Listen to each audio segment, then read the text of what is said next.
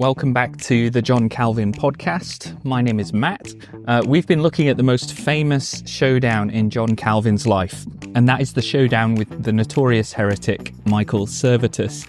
In the last episode, we were looking at Servetus as a person and introducing the conflicts between him and Calvin.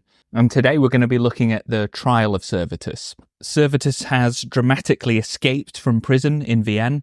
They've burned an effigy of him in his absence. His plan, he says, is to go to Naples in Italy to practice medicine. But for some insane and inexplicable reason, Servetus decides to go to Calvin's Geneva, which will end up being one of the worst decisions of his life, because Servetus will end up being sentenced to death and being burned at the stake in October 1553. The horror of this event continues to cast a shadow, in popular imagination at least, over the character of John Calvin. And so we're going to try to understand this very sad episode in many ways, and to understand Calvin's involvement in the death of Servetus. The minister of Bern, the brilliantly named Wolfgang Musculus, comments that Servetus had recently come to Geneva to take advantage of the rancour with which the government pursued Calvin. He hoped to obtain a foothold from which he would be able to carry on the affair with the other churches. So Musculus is saying that Servetus came to Geneva not primarily as a poor refugee of persecution, but with nefarious motives, really, to stir up trouble for Calvin. Given Servetus's complete obsession with Calvin, this seems at least believable. Servetus attends a Sunday afternoon church service in Geneva on the 13th of August 1553, and the story picks up with Servetus being recognised and promptly arrested by the secular authorities. The laws of Geneva require that in serious cases, the complainant himself should be incarcerated pending the result of the trial. In this case, people feel that Calvin's health is too fragile, and so Calvin's poor secretary, Nicholas de la Fontaine, agrees to take the short straw and to go to prison for the duration of the trial. So feel kind of sorry for him, though I'm sure, given how notorious Servetus was, that he was willing to do it.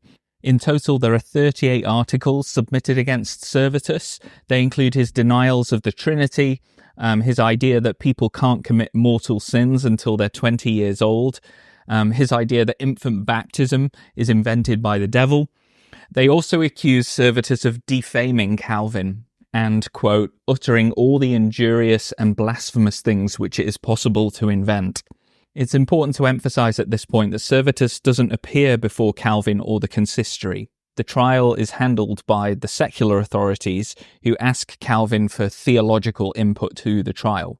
Now, of course, Calvin happily obliges and helps his secretary to set up the 38 articles against Servetus. Servetus is permitted to prepare a defence to the charges of heresy, and Calvin actually gives Servetus books from his own personal library for research and preparation for the trial. It's fair to say that Servetus's attitude in the trial does him no favours. Remember that these people he's standing in front of have his life quite literally in their hands, and you do begin to see the kind of unhinged aspect to some of Servetus's character in this. He likens Calvin to the father of all heresies, Simon Magus. He says about Calvin, as a sorcerer, he should be not only condemned but exterminated and driven from this city, and his goods should be adjudged to me in recompense for mine. He calls Calvin a worthless and shameless twister and a blind wretch.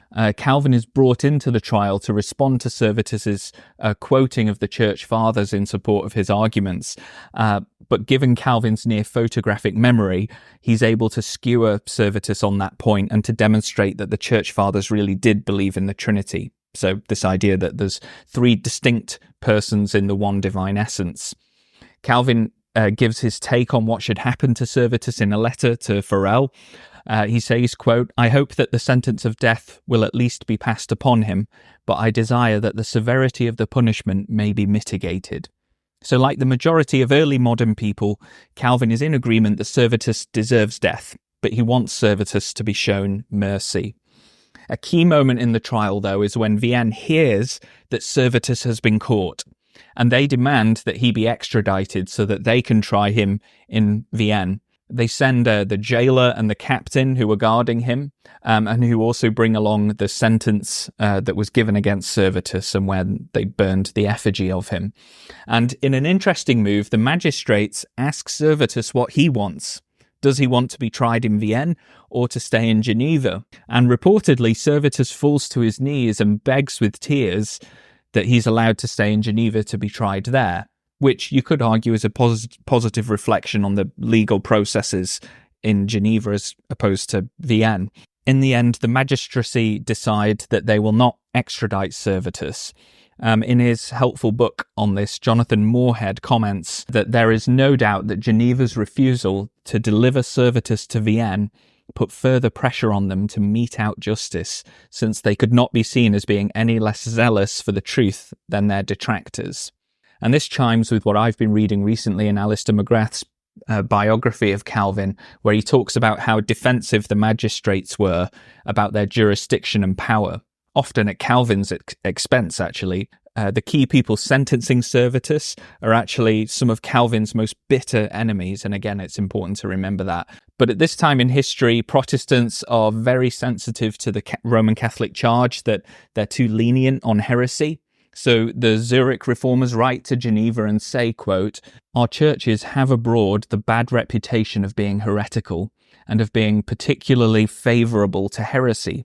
Holy Providence at this time affords you an opportunity of freeing yourselves and us from that injurious suspicion, if you know how to be vigilant and active in preventing the further spreading of that poison."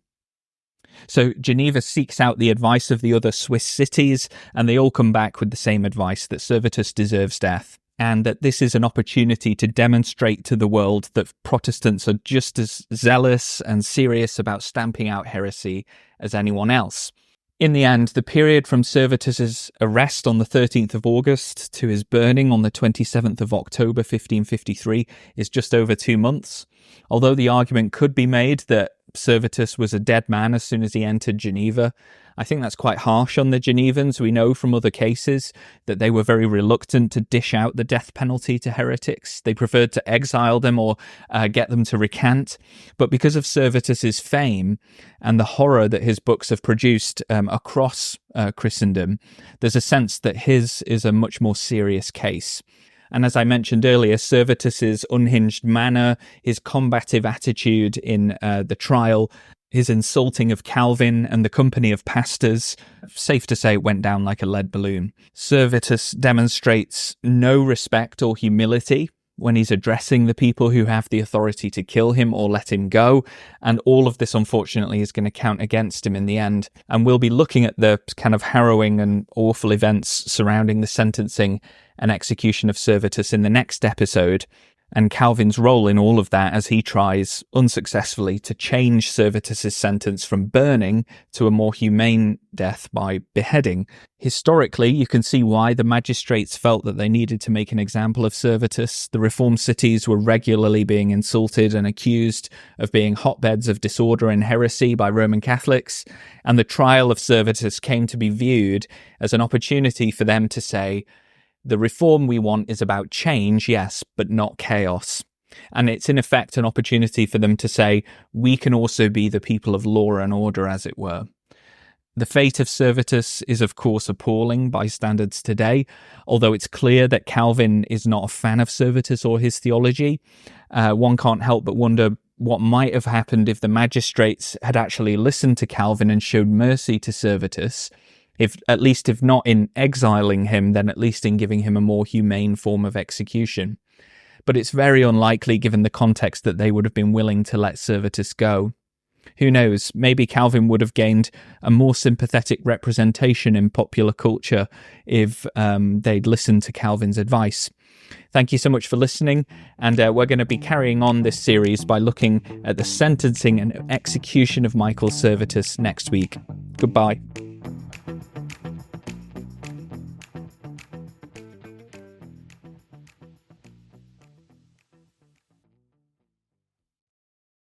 Thank you for listening to the John Calvin podcast. For early access, bonus episodes, and a range of community benefits, sign up at johncalvinpod.com/support. That's johncalvinpod.com/support.